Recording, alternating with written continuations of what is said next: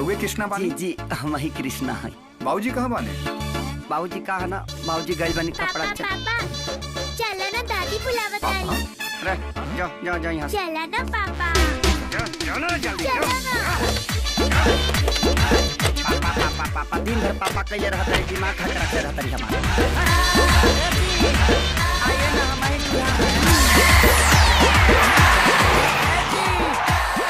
लड़की हमर जियल कॉल कैले भी है करा के तभी। कृति तो के बार-बार मना के ले बहना कि हमके पापा मत बोली है, फिर भी ते अपना आदत से बात नहीं किया बात। हां तहार हिम्मत कैसे भइल कृति के ऊपर हाथ उठावे के? धड़की ले जा कृति के।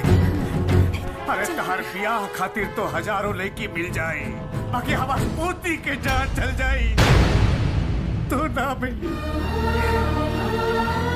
कृति की बीमारी के बारे में अब तक हम तारा से छुपावले रहने। कैसन बीमारी बाबूजी? जाना तारा, वो दिन जब कृति के चक्कर आ गए रहे तो डॉक्टर साहब का कहलन कृति के दिल में छेद बा, ऑपरेशन कैला पर कुछ भी हो सकेला। मने उनके जान भी जा सकेला। ना डॉक्टर साहब, ऐसे ना हो सकेला। कृति हमनी के जान है। डॉक्टर साहब और कोनो उपाय नहीं है? उपाय बा, बस उनका के रख रखाव पर ध्यान देवे के पड़ी। उनका दिमाग में कोनो सदमा ना होके, ये चीज के ध्यान रखम रहुआ, ना है तो उनकर जान जा सकेला।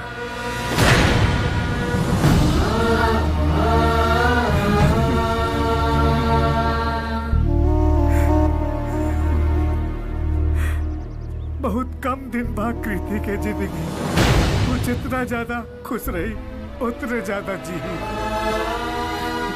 माफ कर दो बाबूजी, हमसे गलती हो गई। अब बेटी की आंख में आंसू कबो ना आवे दे। अब तो ओकरे खाती जिया और ओकरे खाती मरब। एक बात के ध्यान रखिए बेटा, ये बीमारी के खबर ओकरा ना पता चले के चाहिए, न तो ओकरा बहुत बड़ा सदमा लग जाए। ना पता चली बाबूजी, ना पता चली। अब तो अपनी जान से भी ज्यादा हिफाजत से रखब अपनी बेटी की।